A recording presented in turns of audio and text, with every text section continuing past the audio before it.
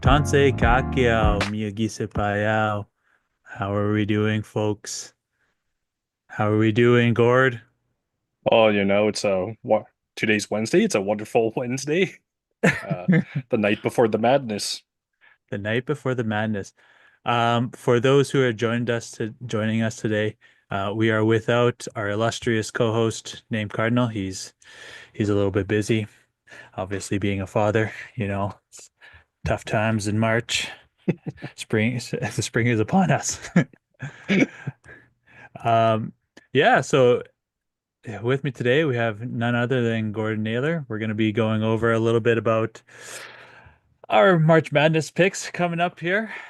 Before we do that, though, I just want to get into a little bit about more local basketball that we have going on here in Alberta.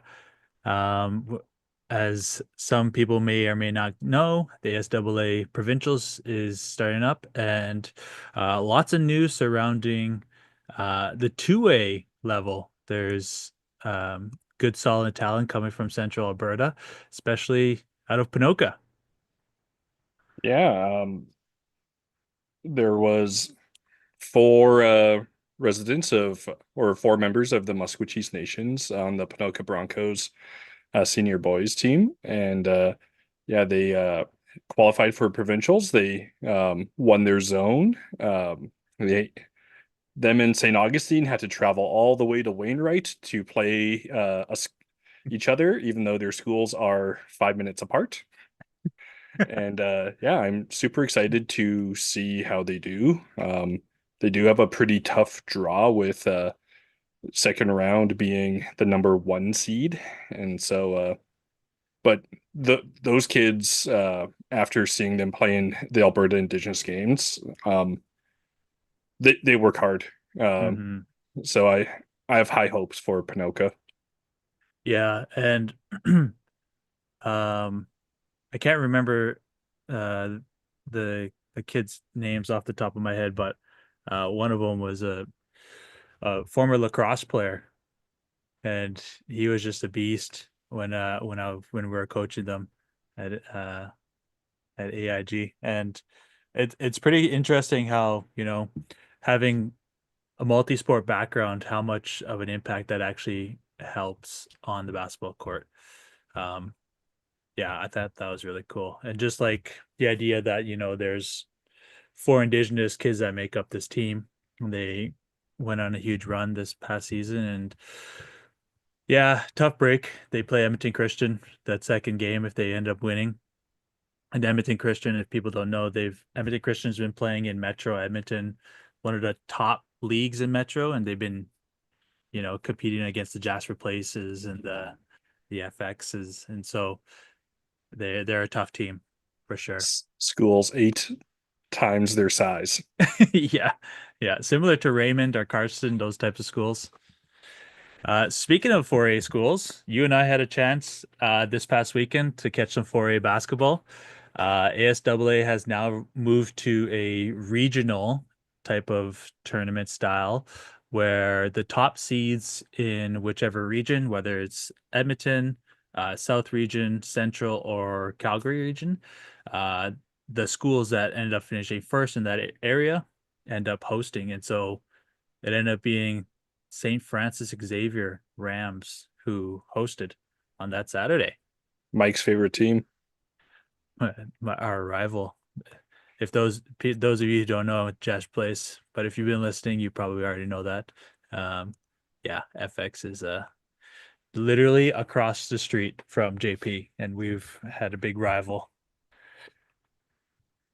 Yeah, Yeah. they played against Cardston, who was ranked in the top 10, and it just shows the quality of coaching that FX has. They came out absolutely prepared for the defense that Cardston was putting up against them, and had all the answers on offense. It was a really nice in-game dunk that set the tone early on.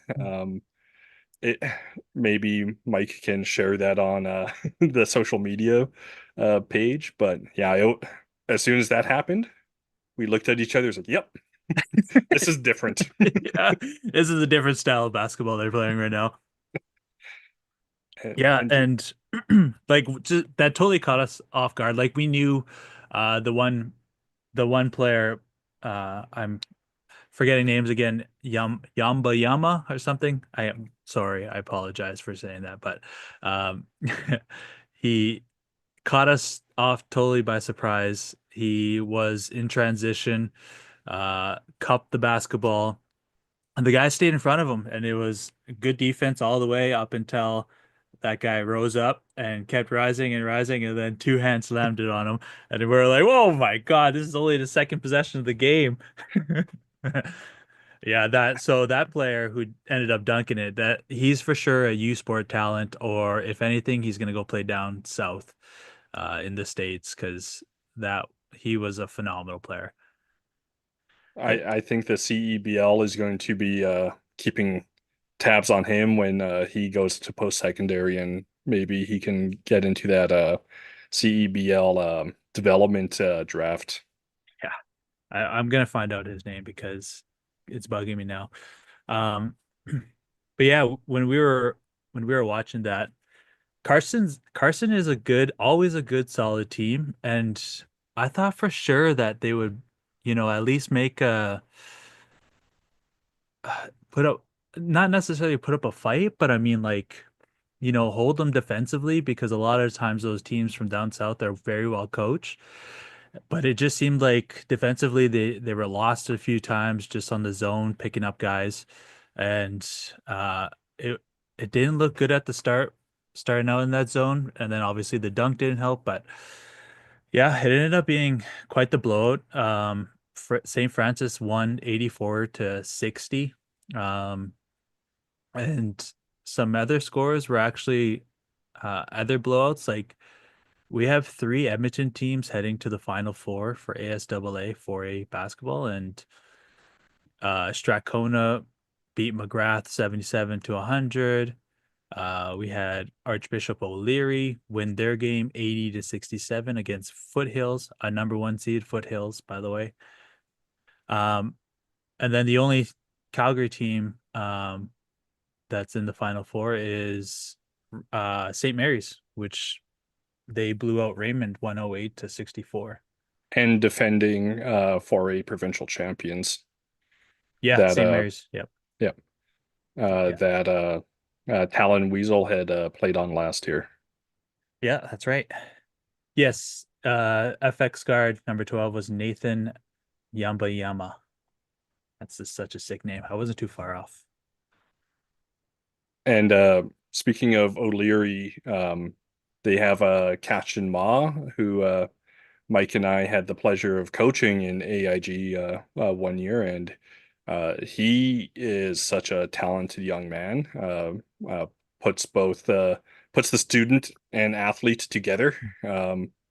And yeah, I just I know he can play at the post-secondary level. It's just seeing where he lands and seeing what he can do at that stage, because he definitely has the skill and the drive.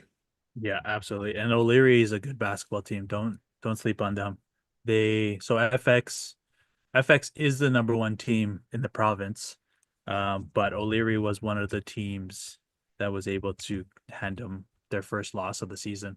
So O'Leary is definitely a really good basketball team. They have one player that played for I think the junior national team.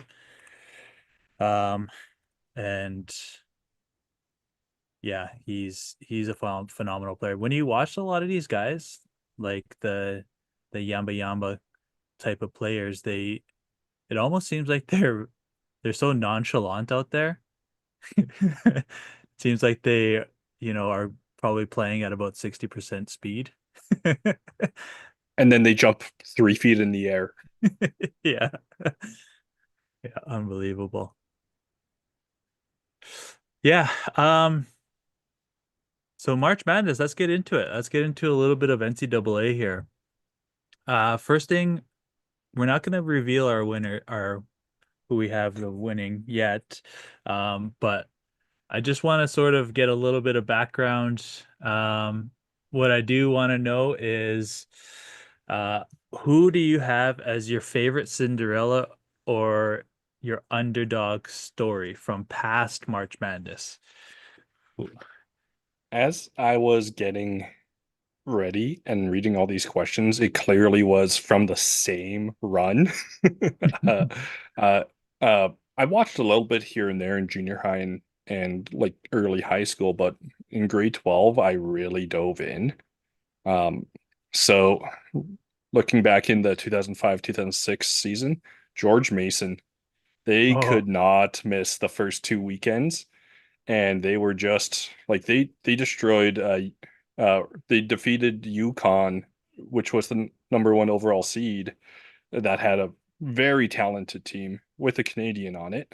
Um, but then the last weekend in the Final Four, they went up against a gentleman by the name of Joakim Noah and the oh Florida yeah. Gators, and he just out hustled them.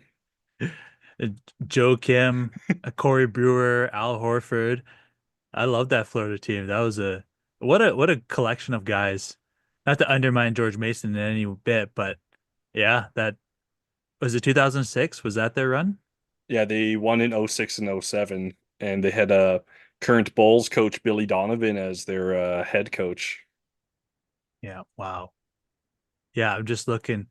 George Mason University took down three of the last six national champions, Michigan State, UNC, and UConn, and perhaps the most historic route to the Final Four ever. That's pretty dope. That's a huge run. I I remember that was the first ever like full on bracket I made, and my basketball coach in high school, his last name was Mason, so he jokingly told me as he made his bracket, my grandpa's name was George. And so he just jokingly said George Mason's going to make a run. And then 3 weeks later, we're talking again. He's like, "Yeah, I did not mean that, but look at what happened." When I was my immediate thought when I was thinking about just underdog runs, uh, I couldn't help but think about Dunk City, Mm. Florida Gulf Coast basketball, their basketball team, FGCU, and yeah, they were just the highlight to see. They were the 15th seed and they reached the NCAA Sweet 16. Like, unbelievable. They won an ESPY for the best upset of the year, and they had a win over the second seed Georgetown at that time. Who was playing for Georgetown back in 2013? Was that Otto Porter? Was it? And I just remember like every opportunity they had, it's like, oh, wide open layup. No, I'm just going to throw this lob instead. Oh, Georgetown don't they have a was, really cool yep. court too? Yeah, it was Otto Porter. Oh, yeah, I remember FGCU having like a beach like Yes. theme as their court, and it was Yeah. just um and if I recall, they're not a super old university, so it was like impressive that they made the tournament and made some noise. Yeah. Yeah. I'm just basketball reference right now, trying to see who else all played for Georgetown at that time. Not very many. There's only two NBA players, Otto Porter and George Whittington. So I mean, Georgetown might have been a tad overrated. I don't know. Otto Porter was pretty good back then. Look at And us it, talking. it it's always so tough with the college game, like the longer shot clock, the halves instead of quarters, the Mhm. shorter 3-point line. Yeah.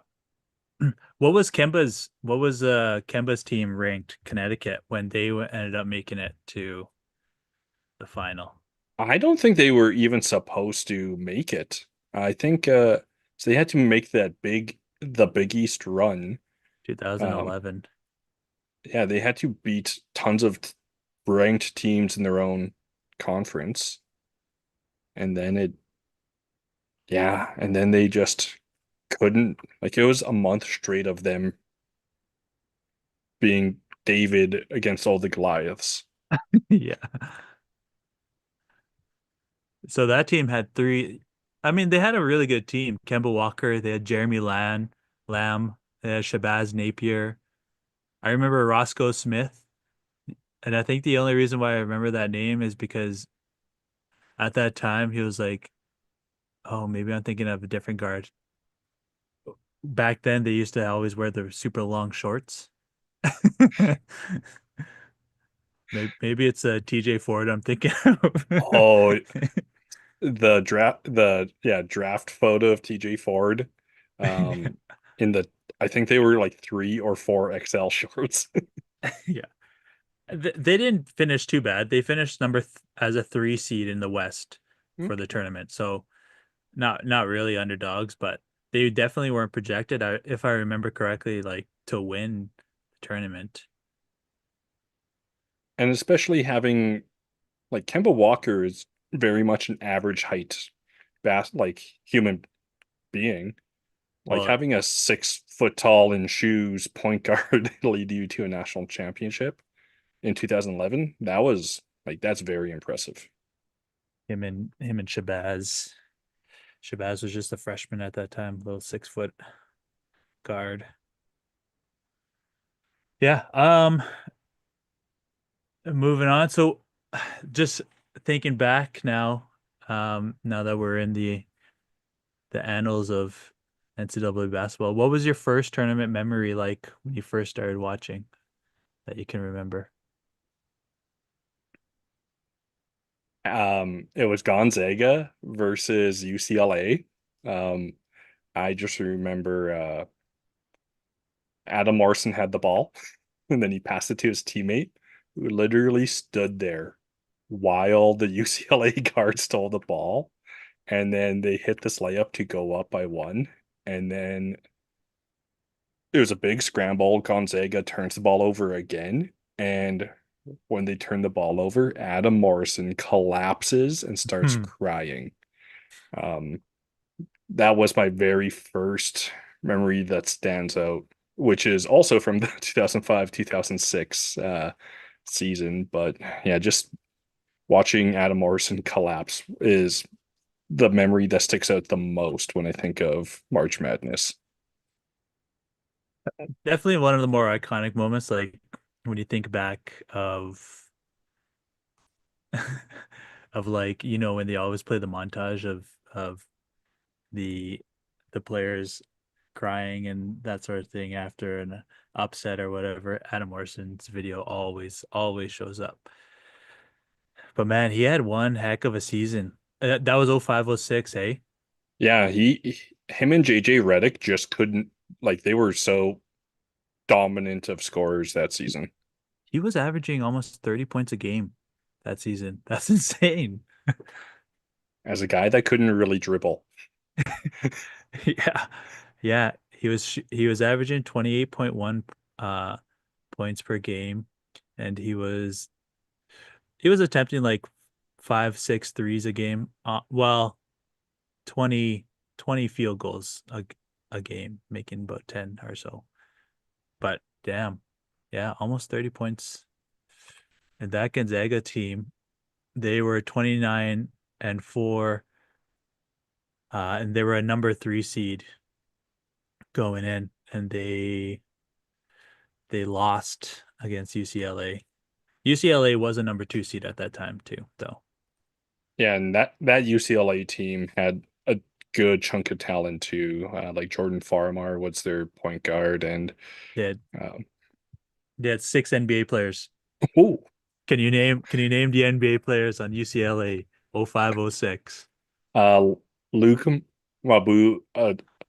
I don't know how to pronounce his last name. I apologize. Luke Umunte. Yeah. Um. Oh, You said Jordan Farmer already. yeah. You're missing their best player. Probably, yeah, it was their best player for sure. He ended up he was drafted by the Pistons in the '07 draft class. That wasn't Rodney Stuckey, was it? Nope, not Rodney Stuckey. Oh, I'm drawing a blank. His name is a illiterate. It starts with an A. From Compton, California. Aaron Afalo. Oh yeah. Orlando Magic legend. Yeah, and then the other oh, I Indiana Pacer legend. Darren Collison was on their team. Ryan Hollins was on their team, big 7-footer, and Cedric Bozeman was on their team. He must have had a cup of tea in the NBA. Yeah, couldn't tell you. Cedric Bozeman. Uh, yeah, I'm not gonna get into Bozeman game logs right now. That'll be your Instagram deep dive later. What a season though. 0506. They also you mentioned JJ Redick. That's my uh when I first started watching basketball and taking it seriously was when JJ Redick was lighting it up, and that he quite literally made me a Duke fan watching him play. Uh Name's just hating the podcast right now if he's tuning in, just kicking the wall. We're giving love to JJ. But he was averaging for Duke in 0506 close to 30. It was 27 points per game. How many threes do you think he attempted per game? And like it being in '06, and he probably attempted 8 a game. 9.2. So Like that's a lot now. And that's like I remember the talk about JJ being an absurd volume shooter, but he was just ahead of his time. yeah, if he was playing in 2021, JJ Redick, he was probably putting up a record amount of threes. Duke at that time had JJ Redick, who played in the NBA, and they had okay, two familiar names, Sheldon Williams and Josh McRoberts. Oh, Oh, Josh McBob. Josh McBob, yeah. It sounds like a Bobcat name. Did he play for the Bobcats? I think he did. He was drafted by Portland. Uh, yeah, I don't know what his NBA career was like, but and then they also had DeMarcus Nelson for the Marcus basketball Nelson. sickos. Who is DeMarcus Nelson? I'm trying to remember who Sheldon Williams got drafted over. In his draft, it was someone who clearly should have gone ahead of him because the Hawks just loved those 6'8" forwards that couldn't really do much except be 6'8".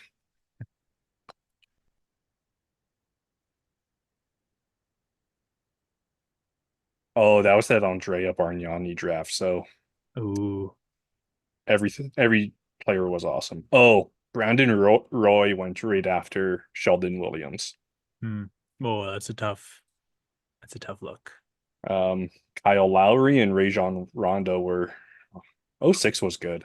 That was a good draft Yeah, for top end role players. we were just talking about um JJ Redick and the amount of threes he put up per game. You want to take a guess about Steph Curry? So Steph entered college right after JJ. Um, his best season was obviously his third year. How many threes do you think he put up?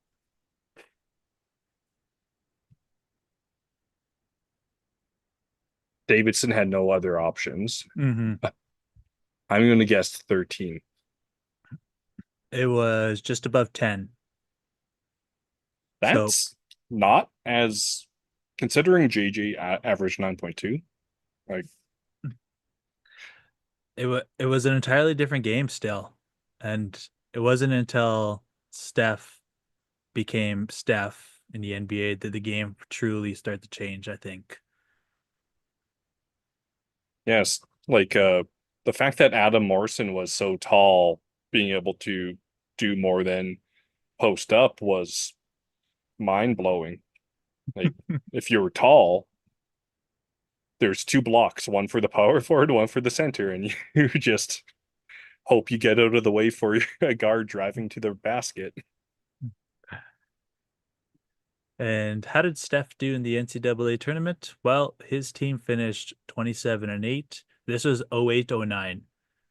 Um, and they they were south in or sorry, they were first in the Southern MBB South. And it actually doesn't say if they made the tournament or not. They must have, right? I know they did for sure his sophomore year because that's when he really took off. And then his junior year, that's when Carmelo and LeBron went to a Davidson game.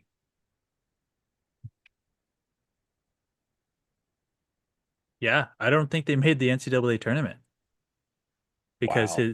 his sophomore year it says that Davidson were a 10th seed in the Midwest and they won their first round matchup against the number one seed Gonzaga, and then they won their second round matchup against Georgetown, and then they won their third round matchup against Wisconsin, and then they lost in the regional final to number one Kansas at that time What a gauntlet of like as a 10th seed. powerhouse teams that they had to play. So Steph at that time was going up against NBA players Darrell Arthur, Brandon Rush, Mario Chalmers, Darnell Jackson, Sharon Collins, Sasha Khan, Cole Aldridge. It's a lot of guys who could set screens. And well, that was a team that beat Derrick Rose in the final 07-08 against a stacked Memphis team.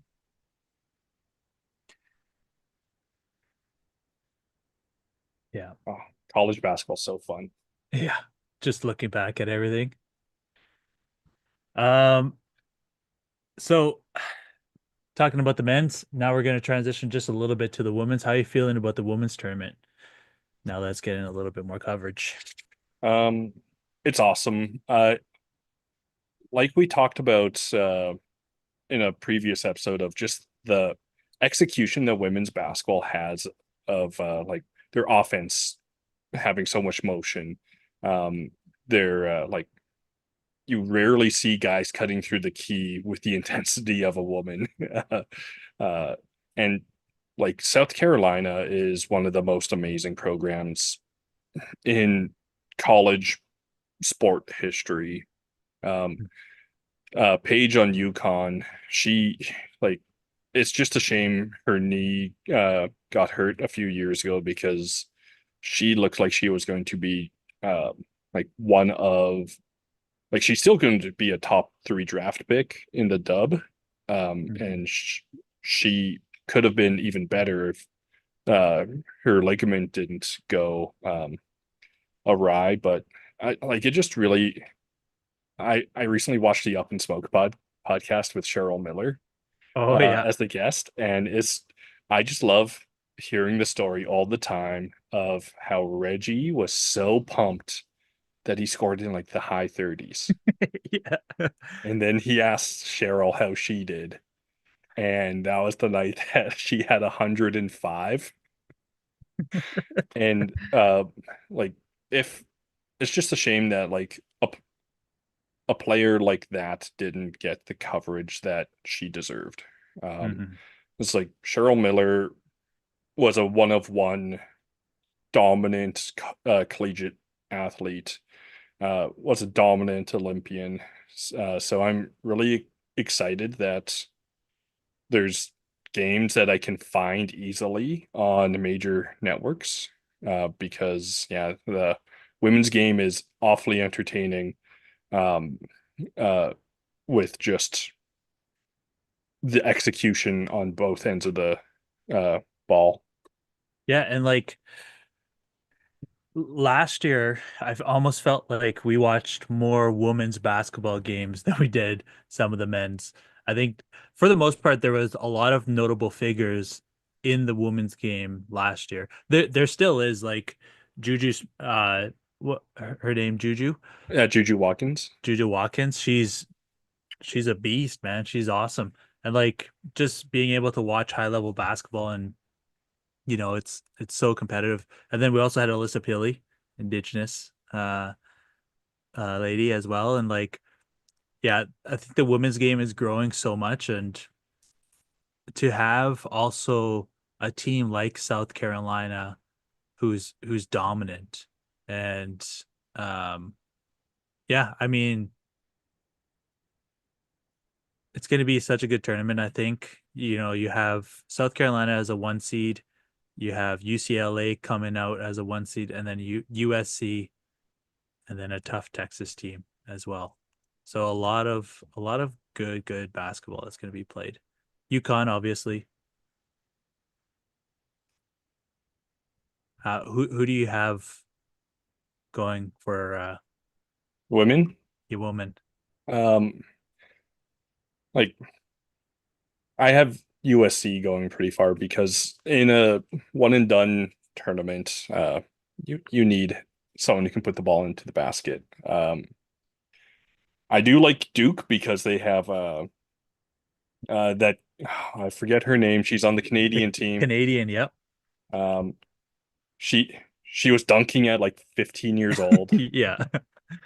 And then I do like TCU with um uh Toby Fournier is her name. yes Duke. yeah Duke Haley Van Lith, is that her name Oh on yeah, yeah. TCU? Yeah. Yep. Um uh that's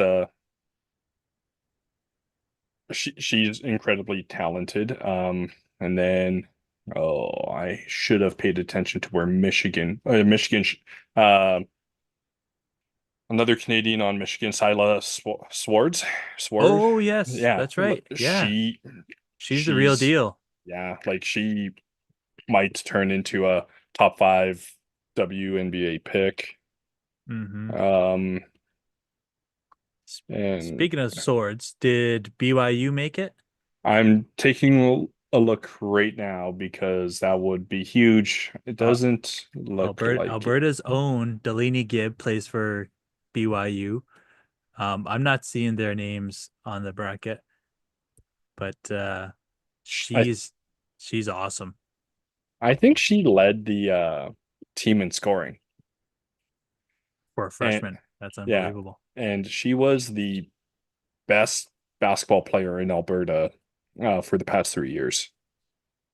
Yeah. Oh, she was named unanimous Big 12 Freshman of the Year.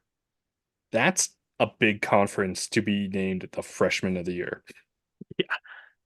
Yeah, that's pretty stinking good. Yeah, so you have USC in the final. Who are you going up against? As I'm gonna guess you have South Carolina. Yeah, it's so tough. Uh, like that program is just so deep, and like every single year they have draft picks left, right, and center. And so South Carolina, I and USC, LSU, um, for all their for all the controversy around some of their coaching, Hmm. I like they are a well-oiled machine. Um, and then I have to pick TCU out of the uh, third bracket because when you have someone as experienced as uh, HVL, Hmm. uh, she played on the Olympic 3-on-3 team. Yep, Like with Cameron Brinks. yeah, Yeah, I just think um, again uh, in one and done situations, you just need people to put the ball into the hoop. yeah, absolutely. No, I have the same thoughts and feelings. I have USC winning as well, solely because I think Juju is just an unbelievable basketball player, and in crunch time, moments, I think she'll step up. So how are you feeling about this men's tournament? Just switching gears here. Do you have anybody that you are cheering for in particular? Any notable 13 seeds or lower seeds you have going all the way? Um, I didn't really choose super low seeds. I did read a stat that 11 seeds in the past 6 years have won 60% of round one games. But I think that has to do with two of those games are the play-in games, so those teams have momentum. Right. Yeah. Um, so my lowest seed, I have VCU, for no reason whatsoever, making the Elite Eight, You have them beating BYU first round, eh? and then Wisconsin. Where's No West idea. Where's Wisconsin? Are they? Oh, okay, yeah. They're all in the East. Wait, Uh, well, Wisconsin's a third seed. yeah. So in the second round, I have Wisconsin winning their first round. Oh, and then Yeah. So yeah. losing to that's hilarious. So No. sorry, what? I was gonna say no justification. Just felt right. Well, let me justify you here. They VCU it has a lower opponent's points per game. Oh, That's your justification right there. perfect. Good defense. That's what I always coach is good defense. Um, when I was making my picks, I if I didn't have like a clear favorite who I wanted to win, I just checked their recent 10, like their recent 10 games. And I was like, okay, if they're 9-2 or whatever, it means they're on somewhat of a win streak right now. And so with that, if you look at the Wisconsin versus Montana game, the first round game, Montana is 9-1 in their last 10 games, and Wisconsin 6-4. So strictly solely for that, I chose Montana beating Wisconsin as our major first round upset. Now I don't have Montana going far. I had them losing to BYU. I don't have VCU going very far either. Um, I do have some other notable upsets that I wanted to bring up, particularly in the West. Is it the West? Yes. The Memphis Tigers against Colorado State. Colorado State is on a 10-game win streak right now. So I have them upsetting Memphis. And then I have Grand Canyon University upsetting Maryland. So that's a 13 and 11 seed. All right, sorry, a 12th seed and a 13th seed winning. Wow. That I like your like streak methodology of choosing winners. I think that's like it matters. It matters that you won a game. Yeah, it's momentum, right? And like you were saying, those playing games, right? Those 11 seeds that are playing games, that matters. There is another team, Drake in the West as an 11th seed. So have you heard their story about Drake? No. They um they hired this coach who was a Div 2 coach who ran this amazing program in Div 2 basketball and won quite often. And so that Div 2 coach got hired by Drake and he brought all of his players to Drake. And excuse me, they right now have a 9-1 record in the last 10 games. And yeah, like I'm a fan of Drake. They've screw Kendrick. I'm all in for Drake. No, they have a record of 30-3. Like that's pretty solid. I think they're gonna go pretty far. I have them beating Missouri, and then I have them beating Texas Tech. But they're gonna lose to who I have going pretty far, which is St. John's. Yeah, that's when my one rule when I pick winners is don't pick the team with the tallest guy in the tournament. So I did not pick Florida, who has that Canadian kid who's 7'9" or something like that. Yeah, So I really like St. John's. I do too. Rick Pitino, right? Um, Yeah. yes, and they also have is that the Ace Bailey and the Oh, Harper kid, like guys who are projected to go like top four. yeah. That yeah, Ace Bailey. That's right. The 6'9" guy is Oliver Rue from Canada. Sorry, Olivier Rue. I think I pronounced that right. Such a Canadian name there. But yeah, It, St. John's is a stacked team. Now with that said, I'm just gonna go share screen here and I'm gonna reveal my picks. Who I got going all the way here. ooh, Uh,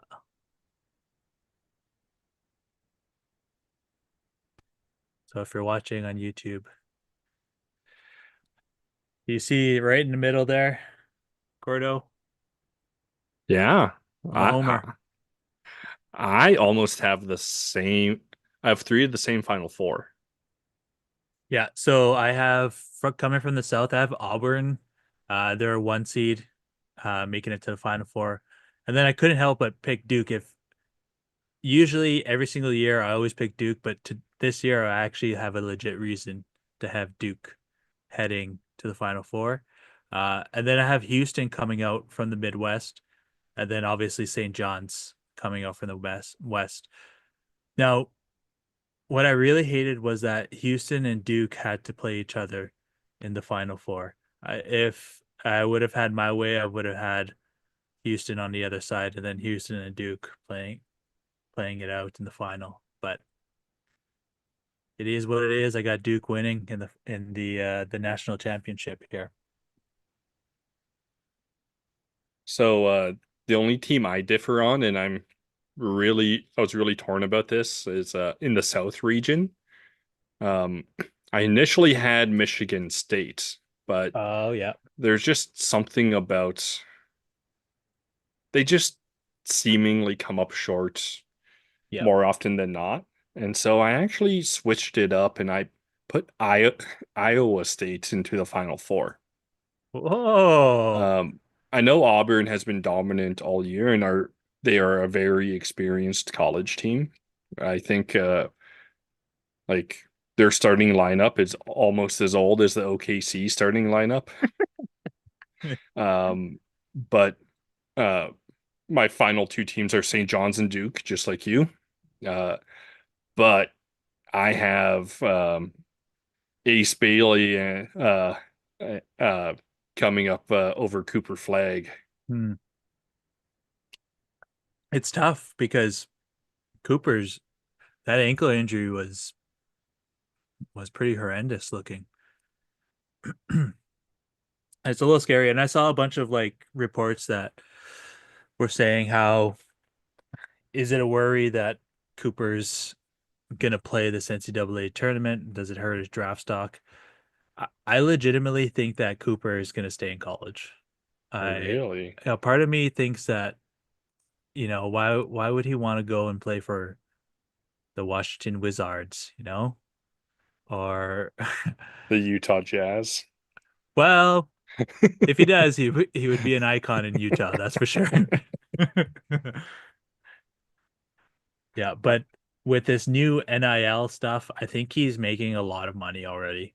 Like he's already has a signature shoe with New Balance or whatever it is. So yeah, I mean, And well, the fact that you can sign that shoe deal while in college rather than waiting into the NBA, it's huge.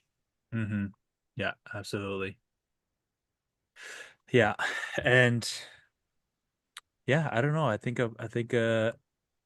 if anything, what he should do is just beat JJ Redick's scoring record and Tyler Hansborough's ACC record and just stick it out in Duke. And I a part of me thinks that he's going to be NBA bound anyway. So, you know, I, NIL possibly might eliminate the one and done situation, but I don't know. Who do I know? I don't know what NBA money feels like, so I could be wrong. Yeah, just that 18 money, right? I only know what I only know about Samson 18 money. That's the only thing. Yeah, it's so tough. Like I think the biggest thing is like all those like m- bubble like first round, second rounders who can be productive in college, they'll for sure stick around for 4 years because they'll like if you're a second round, if you're the 32nd draft pick, your salary isn't guaranteed. Like you don't have a guaranteed contract. You don't have like a collectively bargained salary slot. You sign like it's good money by any job metric, but it's not um, local Texas steakhouse sponsorship good for NIL. Yeah. And same goes for the women's game too. Like they, there's a reason why Juju is still in at USC. She's making they I don't know if they make more money playing in the NCAA. They do. Um, like Angel Reese is pretty outspoken around um, because the rookie contract in the WNBA is $76,000. No way. Yep. And so she said like I made more money last year at LSU than I did in my first year with the Chicago Sky. That's unreal. That's And unbelievable. yeah, it's just I think when they go to the negotiation table for a new TV contract, they last year the WNBA averaged more viewers than Major League Soccer, who has a TV contract like in the realm of the NHL for the States. So like the WNBA is going to have a nice influx of TV money. Hopefully, as long as TV companies do the right thing. Mhm. Um, and then with expansion teams coming in the WNBA, like it's already tough enough for them to get drafted and stick with their teams. So expansion is going to be really good because then the talent can be spread out. Money will come in from new markets and a better TV deal, and the women will get paid what they deserve. Yeah. Speaking of um, expansion teams, one of the coolest ideas I thought uh, was that Nashville's putting in a bid to host a WNBA expansion team, and Oh, they're gonna honor Pat Summitt, who is a legendary coach at Tennessee, and they're gonna name their team name the Tennessee Summit. that is Isn't that sweet. isn't that sweet? That's so cool. So they're aiming to debut that in 2028, like the Tennessee Summit. That's so sick. Oh, who became was this Serena was this Serena Williams became one of the owners of the Toronto team? Yep. Of Yeah.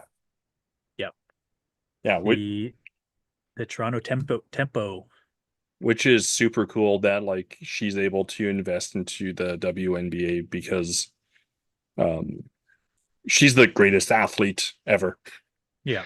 Like male, female, like I don't need those labels to describe her level of excellence. She's the best athlete to ever play any sport.